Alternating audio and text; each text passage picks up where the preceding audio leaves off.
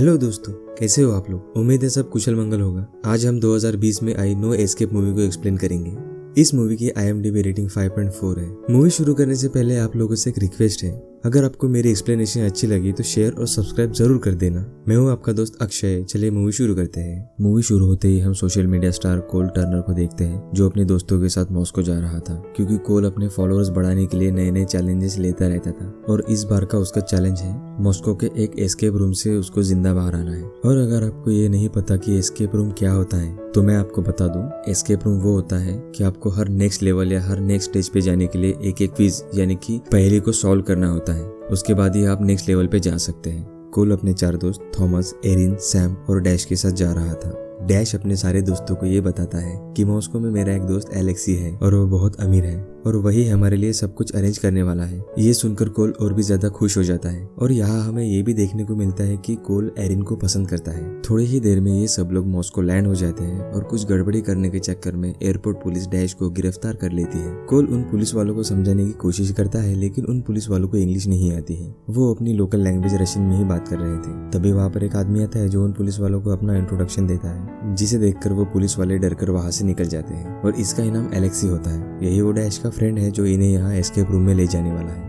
Alexei उन्हें अपनी girlfriend Victoria से भी मिलाता है। इसके बाद एलेक्सी उन सबको बहुत बड़े क्लब में लेके जाता है और अंदर जाकर कोल ये सब अपने फॉलोअर्स को लाइव दिखाने लगता है। तभी वहाँ 2 जुड़वा बहनें आती है। उनका नाम अलीशा और अलीना था।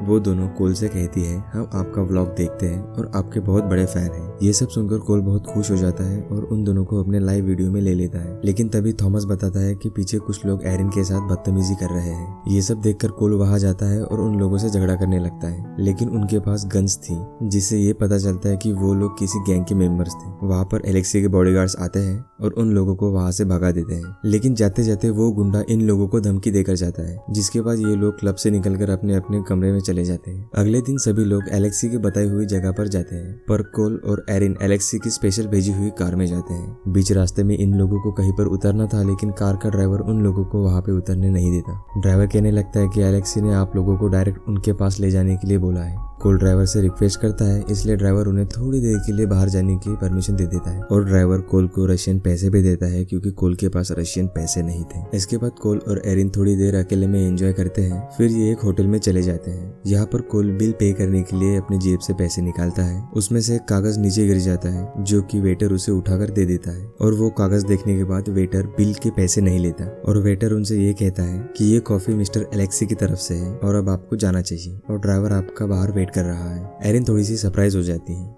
और कोल से कहने लगती है कि एलेक्सी को कैसे पता कि हम यहाँ रेस्टोरेंट में हैं। कोल इस बात पर ज्यादा ध्यान नहीं देता और वो लोग एलेक्सी की बताई हुई जगह पर आ जाते हैं। एलेक्सी उन्हें एस्केप रूम दिखाने से पहले सभी जरूरी चीजें और रूल्स बताने लगता है। साथ ही एलेक्सी कोल को ये बताता है कि ये सब तुम अपने मोबाइल पर लाइव शूट कर सकते हो। अब कोल का फोन जिससे लाइव हो रही थी वो सिस्टम के साथ कनेक्ट कर दिया जाता है, ताकि उसके फॉलोवर्स वो सब देख सके जो एस्केप रूम में हो रहा है। इसके बाद कुछ लोग इनके मुंह पर काला कपड़ा डाल देते हैं और इन्हें एस्केप रूम में छोड़ देते हैं। कोल को एक रूम में छोड़ा जाता है जहां उसके सामने एक डेड बॉडी थी और वहां पर एक टाइमर भी लगा हुआ था, जिसमें 1 घंटे से भी कम टाइम था। अब कोल को ये बॉडी नकली लगने लगती है, जिसके अंदर एक क्लू था। कोल पास ही में रखे एक चाकू को उठाता है और उसका पेट काटकर उसके अंदर से एक चाबी निकाल लेता है। इस चाबी से कोल अपने रूम का दरवाजा खोल के बाहर निकल जाता है। कोल के बाहर निकलते ही वो दरवाजा ऑटोमेटिक बंद हो जाता है। कोल जैसे ही आगे बढ़ने लगता है, उसे एक रूम में सैम दिखती है जो किसी ट्रैप में बंधी हुई थी। इसके बाद कोल को एक दूसरे रूम में एरिन दिखती है और वो एक बड़े से कांच के फिश टैंक के अंदर बंद थी। थोड़ा और आगे जाने पर उसे 2 अलग अलग रूम में डैश और थॉमस दिखते हैं, जो कि अलग अलग प्रकार के ट्रैप में बंधे हुए थे। थॉमस के हाथ और पैर रस्सी से बंधे हुए थे, जो कि धीरे धीरे कसती जा रही थी। डैश एक कॉफिन में था जिसके अंदर नुकीले कीले लगी हुई थी और वो धीरे धीरे पास आ रही थी। डैश और थॉमस कोल को सामने वाली पजल सॉल्व करने के लिए बोलते हैं, जिसके बाद कोल उस रूम में जाकर उस पजल को सॉल्व करने लगता है। जब भी कोल क्विज सॉल्व करते वक्त गलती करता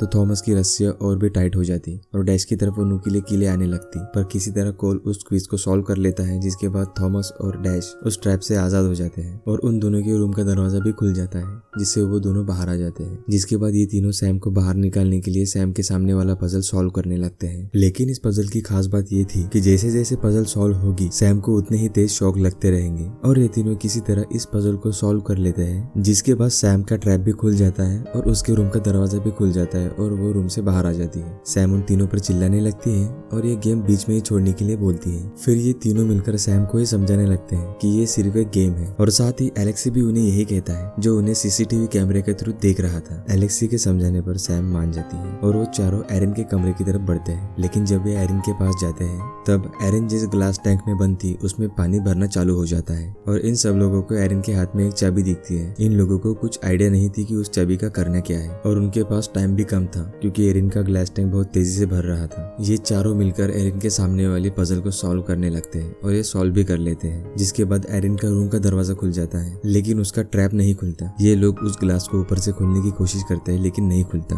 अब पानी भरते भरते उसके मुंह तक आ गया था। एरिन की ऐसी हालत देखकर ये सब लोग एलेक्सी से गेम छोड़ने की बात करते हैं लेकिन एलेक्सी उनकी एक नहीं सुनता और गेम कंटिन्यू करने के लिए बोलता है। फिर कोल गुस्से में आकर उस ग्लास को तोड़ने की कोशिश करने लगता है। वो ग्लास इतना मजबूत था कि उस पर एक खरोच भी नहीं आती। इसके बाद कोल वो ग्लास को ऊपर से तोड़ता है और एरिन को फाइनली बाहर निकाल लेता है। अब वो सब लोग एरिन के हाथ की चाबी लेते हैं और एक दरवाजा खोल के उसके अंदर चले जाते हैं लेकिन उस कमरे के अंदर कोई भी नहीं था। उनका टाइमर 0 पे आ गया था, जिसका मतलब ये था कि अब ये खेल खत्म हो गया है और यहाँ पर किसी को होना चाहिए था जो उन्हें यहाँ से बाहर निकाल सके। उस कमरे का सामान इधर उधर बिखरा हुआ था और दीवारों पर खून था, जिसे देखकर ये सब लोग डर जाते हैं। फिर कोल उस कमरे का ताला तोड़ के सब लोग बाहर आते हैं तो बाहर आकर देखते हैं कि एलेक्सी के सारे बॉडीगार्ड्स मरे हुए हैं और एलेक्सी वहाँ पर कहीं नजर नहीं आ रहा था। सिर्फ वहाँ पर एलेक्सी की गर्लफ्रेंड थी जिसके सर पर भी कुछ गुंडों ने गन रखी हुई थी। ये गुंडा वही था जो उन्हें क्लब में धमकी देकर गया था और वो लोग अपना बदला लेने के लिए आए थे। वो गुंडा विक्टोरिया पर वहीं पर शूट करके मार डालता है और इन सब लोगों के मुंह पर कपड़ा डाल के अपने साथ ले जाता है और इस गुंडे का ड्राइवर और कोई नहीं, एलेक्सी का ड्राइवर ही है। फिर जब कोल की आंखें खुलती है तो अपने आप को एक कुर्सी पर बंधा पाता है। कोल के उठते ही एंड्रू नाम का आदमी उसके सामने आता है जो ये सब सोशल मीडिया पे लाइव कर रहा था। कुछ लोग इन गुंडों को बहुत से पैसे देते हैं ताकि ये लोग कोल और उसकी टीम को लाइव सोशल मीडिया पे मारे। कोल और उसकी टीम अमेरिकन थी जो कि एंड्रू को और भी पैसे दिलाने वाले थे उनके लाइव टुकड़े करके। एंड्रू कोल को एक कमरे में बंद करा देता है। तभी कोल को अपने सामने वाली स्क्रीन पे सैम दिखाई देती है। एंड्रू सैम की आंख निकाल लेता है जो कि कोल स्क्रीन पर सब देख रहा था। ये देखकर कोल डर जाता है। फिर एंड्रू सैम का गला काट देता है। इधर कोल अपनी हथकड़ी खोलने की कोशिश करता है और वो खुल जाती है क्योंकि वो बहुत पुरानी हथकड़ी थी जिसमें जंग लगा हुआ था। कोल के रूम में ही एसी वेंट था जिसके थ्रू वो निकलने की कोशिश करता है। तभी उसे एसी वेंट में डैश की आवाज आती है जो एंड्रू से बातें कर रहा था, पर एंड्रू डैश के एक हाथ को काट डालता है और डैश चिल्ला चिल्ला कर एंड्रू के सामने अपनी जान की भीख मांगने लगता है, जिसके बाद एंड्रू डैश को भी मार डालता है। ये सब कोल एसी वेंट के थ्रू देख रहा था। तभी एंड्रू को कोल एसी वेंट में दिख जाता है और एंड्रू अपने आदमियों को भेज देता है कोल को पकड़ने के लिए। कोल एसी वेंट से बाहर निकलता है और एंड्रू के दोनों आदमियों से बच बचाकर वो उस कमरे से बाहर निकल जाता है। तभी कोल एक दरवाजे के सामने आ जाता है जिस पर डिजिटल लॉक लगा हुआ था। तभी कोल को याद आता है कि इस लॉक पर भी वही लिखा है जो होटल वाले नोट पर लिखा हुआ था। कोल उस नोट को अपने जेब से निकालता है। ये वही नोट है जिसमें पासवर्ड लिखा हुआ था। कोल पासवर्ड एंटर करके बाहर निकल जाता है। तभी उसके सामने वही ड्राइवर आता है और कहता है कि मेरी कार की चाबी लो और यहाँ से भाग जाओ। कोल उस ड्राइवर से कहता है कि ये सारी बात तुमने मुझे पहले क्यों नहीं बताई। फिर वो ड्राइवर कोल से कहता है कि वो लोग मुझ पर हर समय नजर रख रहे थे। वो दो आदमी कोल को पकड़ने के लिए बाहर आते हैं।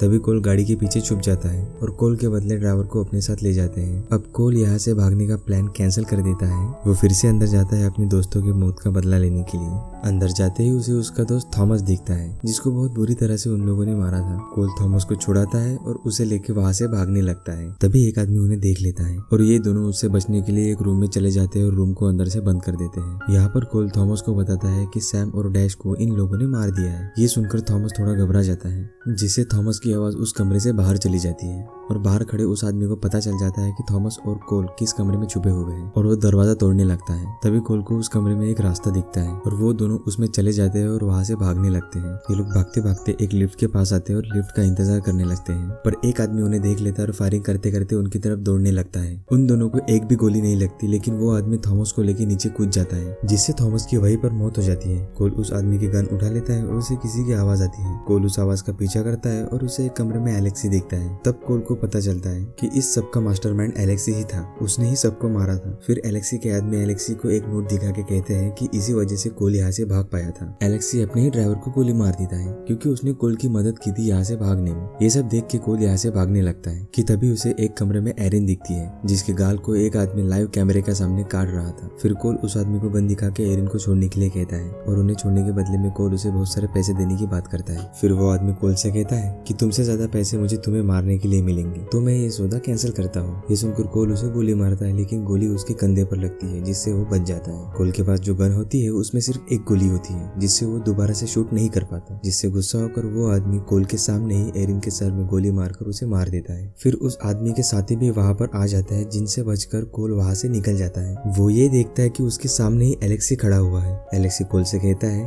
कैसी लगी तुम्हारे दोस्तों की मौत? ये सुनकर कोल को बहुत गुस्सा आता है और खाली गन से ही उसको मारने लगता है। एलेक्सी मार खाते हुए कोल से कहने लगता है कि ये सब नकली था। कोल कुछ भी सुनने की हालत में नहीं था। कोल उस खाली गन से एलेक्सी के सर पर लगातार वार करके उसे मार डालता है, जिसके बाद हम सब ये देख सकते हैं कि ये सचमुच एक प्रैंक था। कोल के सारे दोस्त जिंदा थे और एलेक्सी को वहाँ मरा देखकर उन सबको शॉक लगता है, और ये सब कुछ कोल के फॉलोअर्स लाइव देख रहे होते हैं। दरअसल कोल ने बहुत सारे चैलेंजेस किए होते हैं, पर इस बार वो कुछ अलग करना चाहता था, इसलिए उसके दोस्तों ने एलेक्सी के साथ मिलकर ये प्लान बनाया था कि वो लोग कोल के लिए एक ऐसा एस्केप रूम बनाएंगे जो बिल्कुल असली लगे। इसीलिए इन सब लोगों ने नाटक किया, और इसमें जितनी भी मौतें हुई थी वो सब नकली थी। ये सभी लोग सिर्फ और सिर्फ एक्टिंग कर रहे थे। कोल को एलेक्सी को मारने के बाद ये मूवी एंड हो जाती है। तो दोस्तों, अगर आपको वीडियो अच्छा लगा हो तो प्लीज वीडियो को लाइक करो और चैनल को भी सब्सक्राइब करो।